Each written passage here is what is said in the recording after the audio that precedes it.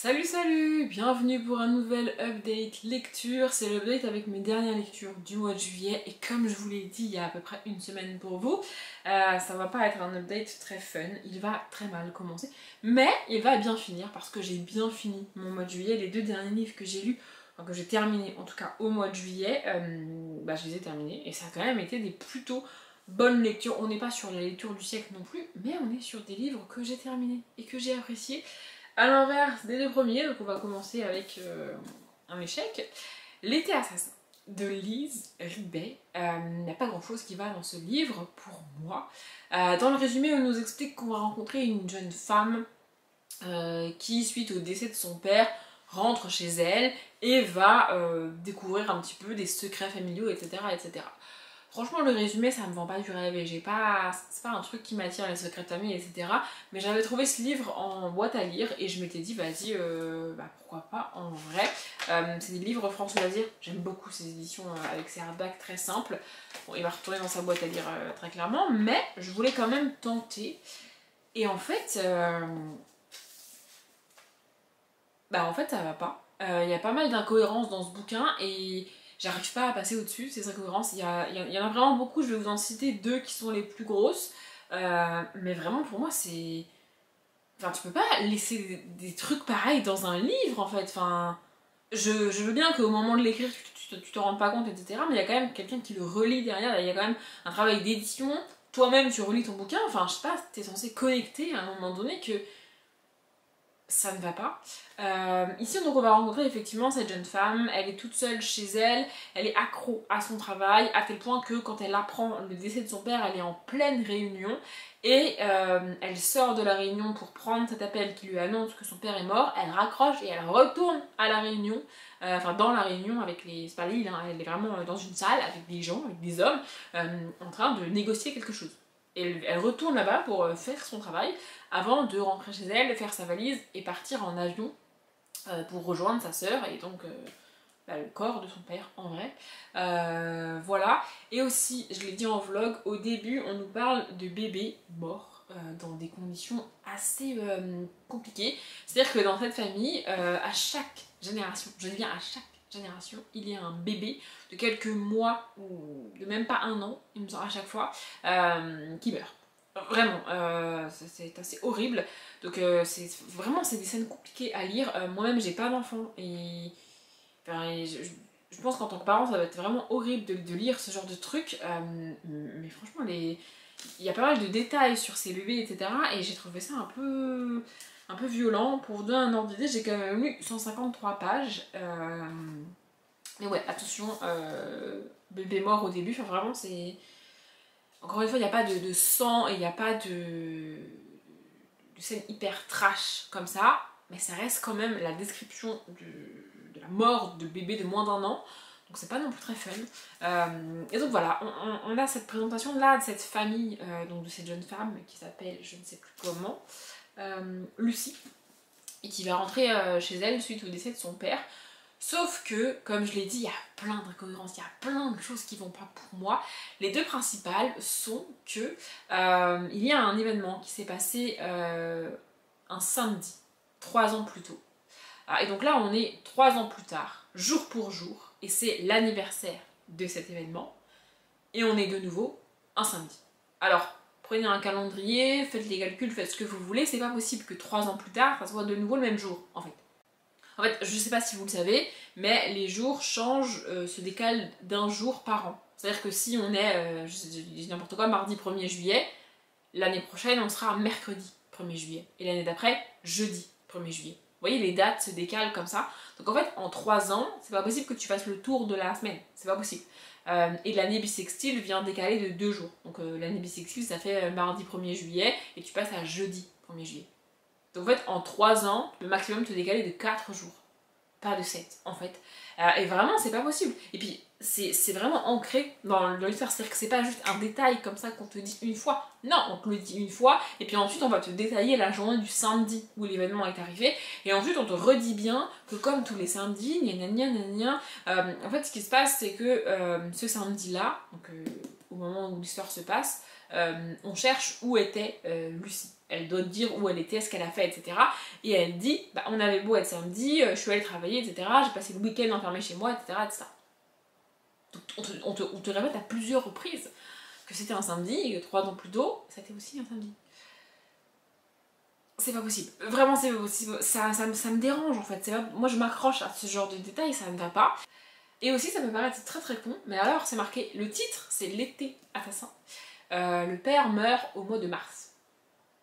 Alors, peut-être qu'il y a plus loin dans le bouquin un rapport avec l'été, mais encore une fois, cet événement qu'on fête a eu lieu 3 ans plus tôt, donc aussi au mois de mars. Peut-être que l'été assassin, c'est lié au secret de la famille qui a eu lieu je ne sais pas quand, mais moi ça me perturbe en fait. Et ça c'est que les 2 plus gros que je peux vraiment vous donner sans vous spoiler, mais il y a plein d'autres petits détails, il y a plein d'autres petites choses qui ne sont pas cohérentes, ça ne va pas. Et en fait, plus j'avançais dans le livre, plus je faisais la chasse à tout ce qui n'allait pas. Vraiment, je ne lisais que pour ça, je ne cherchais que ce qui n'allait pas, que ce qui n'était pas cohérent, le moindre petit détail qui n'allait pas, je ne faisais que ça. Et aussi, en fait, elle est censée découvrir des choses sur sa famille et un petit peu enquêter, etc. Sauf que, il se passe pas grand chose, quoi. Elle fait ses valises, elle va retrouver sa sœur, on n'a même pas de relation entre sœurs et tout, on a que dalle, vraiment, et c'est très long en fait. C'est aussi pour ça que j'ai passé mon temps à chercher ce qui n'allait pas, parce que on a tellement pas d'éléments et tellement pas d'infos qu'il se passe rien, à part ces incohérences. En fait. Donc, et c'est pas comme si il y avait eu beaucoup d'événements, beaucoup d'éléments, beaucoup de rebondissements, et que du coup l'autrice s'est un peu perdue au milieu de tout ça, et que bon oui, effectivement il y a une petite incohérence au milieu. Non, encore une fois, il se passe presque rien.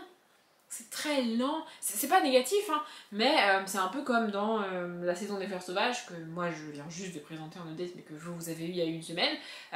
Il se passe pas 1000 choses à la page, c'est assez lent et c'est assez détaillé en fait, mais là peut-être un peu trop quoi, parce que du coup je m'ennuie. Je m'ennuie et je cherche les problèmes du livre. Au bout d'un moment, ça sert à rien de lire un livre pour ne faire que relever ce qui ne va pas. Donc je me suis dit, bon, lâche l'affaire, passe à autre chose, et c'est ce que j'ai fait. Ensuite, j'ai tenté Stiletto Blues à Hollywood de Lorraine Westberger qui traînait dans ma palle depuis un bon bout de temps. C'est écrit en haut et je vous le dis si vous n'arrivez pas à le lire et si vous ne le savez pas. Lorraine Westberger, c'est donc l'autrice du Diable s'habille en Prada qui a été adaptée en film il y a un moment et qui va encore l'être, il me semble. J'adore ce livre et il y a d'autres livres que j'ai lus de l'autrice et que j'ai franchement beaucoup aimé. Il y a notamment une romance autour du tennis que franchement j'avais adoré. Du coup je m'étais dit trop cool. Et en fait, ici c'est de la chiclite, pas de la romance, parce qu'au moment où on démarre le bouquin, le couple est déjà formé, au point qu'ils sont déjà mariés. Ils sont ensemble depuis un moment, ils sont amoureux, tout va bien, etc. Et il va venir se passer un événement qui va venir un peu challenger leur couple. Mais moi ce que j'aime, c'est avoir la phase de séduction, la phase de premier date, chacun se dévoile à l'autre, chacun pose des questions à l'autre, chacun veut découvrir l'autre et chacun tombe amoureux de l'autre. Et j'aime aussi suivre le couple, mais en fait là on nous dit ok c'est bon, ils sont amoureux, ils se sont rencontrés il y a tant d'années, ils se sont mariés, ils vivent ensemble, tout va bien pour eux. Et je suis en mode du coup what? Et j'ai pas franchement accroché aux personnages principaux. On rencontre donc cette jeune fille qui travaille dans le domaine médical et qui se bat d'arrache-pied pour raccrocher les 2 bouts tous les mois depuis longtemps, parce que son mari, donc, qu'elle aime, travaille dans la musique. Sauf qu'il n'a pas encore percé dans la musique, donc il n'arrive pas encore à vivre de sa musique, mais il ne fait pas autre chose que sa musique parce qu'il essaye vraiment de percer dans le domaine de la musique. Donc en fait, il ne gagne littéralement rien. Et elle a 2 emplois pour rejoindre les 2 bouts tous les mois. Elle tient à bout de bras leur couple et leur famille en fait. Et voilà. Leurs familles sont pas non plus très fun, c'est pas dingue. Et alors sa meilleure amie à elle, franchement, je ne comprends pas comment ça peut être sa meilleure amie. Vraiment la meuf, sa meilleure amie lui parle comme un chien, passe son temps à la rabaisser, limite à l'insulter. Enfin, vraiment, c'est horrible comme relation, mais elle considère que c'est sa meilleure amie. Franchement, c'est flippant. Vraiment. Et donc voilà, on suit leur quotidien, un peu plan-plan mais pas trop. Et cet homme donc donc Julian, va enfin décrocher un espèce de contrat dans la musique. Et à partir de là, ça va un peu partir en vrille dans le tourbillon de Hollywood et de un peu les paillettes et le succès, vous voyez. Et donc c'est ça qui va mettre leur couple à l'épreuve. Mais franchement, j'ai pas atteint ce moment-là, je me suis arrêtée à la page 77 parce que suivre ce couple parfait qui va un peu vivre une descente aux enfers, ça m'intéresse pas. J'avais pas envie, j'ai pas accroché au personnage, j'ai pas accroché à l'ambiance, j'ai pas trouvé l'écriture particulièrement intéressante, alors même que j'adore d'autres livres de l'autrice. Mais là, celui-là, vraiment, ça ne l'a pas fait. En fait, je savais pas réellement ce qu'allait être l'histoire au moment où je me suis arrêtée. Donc, avant de m'arrêter, au lieu de lire le résumé, j'ai été lire des commentaires de gens qui ont lu le livre et donc qui parlent de ce tourbillon, cette espèce de descente aux enfers un petit peu des paillettes de Hollywood. Et je me suis dit, ouais, non, ça m'intéresse pas. Voir ça, ça m'intéresse pas. En fait, voir ce couple que je n'apprécie pas se battre à tout prix pour rester ensemble, ça m'intéresse pas. J'ai pas envie, je suis en mode, bah, séparez-vous, puis ça ira plus vite. En fait, je comprends pas pourquoi cette jeune femme qui s'appelle Brooke reste autant accrochée à Julian, quitte à mettre sa vie, ses rêves et ses centres d'intérêt entre parenthèses pour que lui vive de sa musique. Je comprends pas pourquoi elle fait ça parce que je l'ai pas vue tomber amoureuse, je l'ai pas vue, j'ai pas vu tout ça en fait, et du coup j'ai aucun affect pour elle, et je suis en mode meuf, lâche-la faire quoi, genre vraiment, le gars n'en a rien à péter quoi, le gars est en train de faire sa musique toute la journée, il s'en branle quoi, et toi tu fais des efforts et tout, et en fait, enfin je comprends pas, vraiment je comprends pas leur dynamique de couple, je comprends pas pourquoi elle fait ça, je comprends pas pourquoi ils en sont là, et je comprends pas pourquoi elle va encore le soutenir alors que enfin, vraiment, ça me dépasse. Ça me dépasse. Voilà, c'est tout. Du coup, j'ai pas lu. Après ça, pour finir ma palle du mois de juillet, il ne me restait que 2 petits livres à lire et donc je les ai lus. Le premier c'était Jasmine l'apprentie vétérinaire, tome 5, une petite chèvre nommée Flora de Hélène Peters.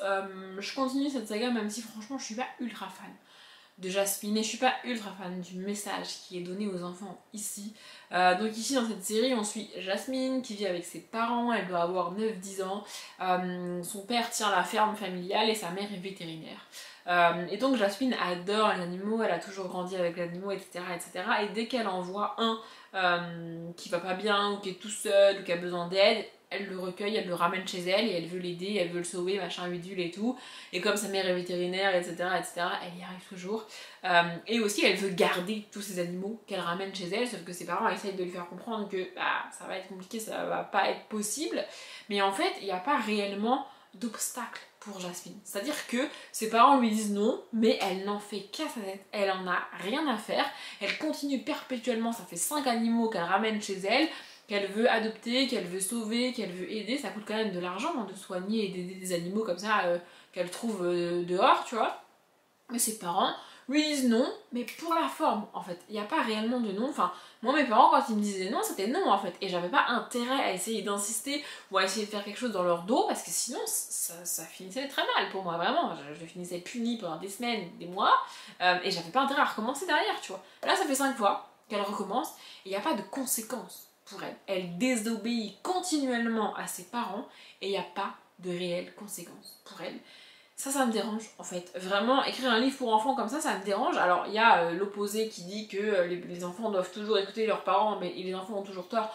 Je ne suis pas d'accord, mais tu peux pas avoir un personnage comme ça qui désobéit tout le temps à ses parents et qui n'a pas de conséquences en fait. C'est-à-dire qu'elle désobéit et elle peut garder l'animal en prime, tu vois.